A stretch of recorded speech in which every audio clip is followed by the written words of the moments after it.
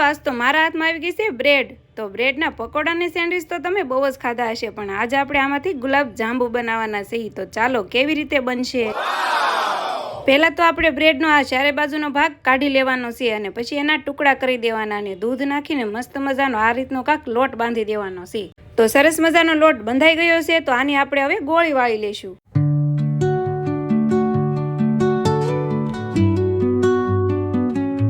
પછી આપણે એક કડાઈમાં તેલ ગરમ કરી લેશું અને આ બધી ગોળીને સરસ મજાની આપણે તળી લેવાની છે, બ્રાઉન કલરની થાય ત્યાં સુધી। તો સરસ મજાની આપણી બધી ગોળી તળાઈ ગઈ છે। તો હવે ગુલાબ જાંબુની સાહણી બનાવવાની છે। તો એના માટે આપણે એક તપેલીમાં પાણી લઈશું, એમાં મોરસ નાખશું અને 2 એલચી નાખી દેશું અને જ્યાં સુધી હવે આ ઘાટું થાય ત્યાં સુધી હલાવતા રહીશું। અને એક નંબર સાહણી પણ આપણી બની ગઈ છે। તો હવે આપણે એક એક કરીને બધા ગુલાબ જાંબુ આમાં આપણે ડુબાડી દેવાના છે અને આને 2-3 કલાક સુધી રહેવા દેવાના છે, એટલે મસ્ત મજાના આપણા ગુલાબ જાંબુ રેડી થઈ જાય। ફાઇનલ 2 કલાક પછી આપણા ગુલાબ જાંબુ રેડી થઈ ગયા છે અને મેં સાજીદને આપી દીધા છે ટેસ્ટ કરવા। ત્યાં તો સાજીદ કે વાવ, અનુ એક નંબર ગુલાબ જાંબુ બનાવ્યા છે ઓ મસ્ત મજાના। તો કાંઈ નહીં, હાલો ફેમિલી તમે ઘરે ટ્રાય કરજો ને મારા ગુલાબ જાંબુ કેવા લાગે એ પણ બ્રેડમાંથી બનાવેલા તો કોમેન્ટમાં જણાવજો। મળશું નેક્સ્ટ વિડીયોમાં।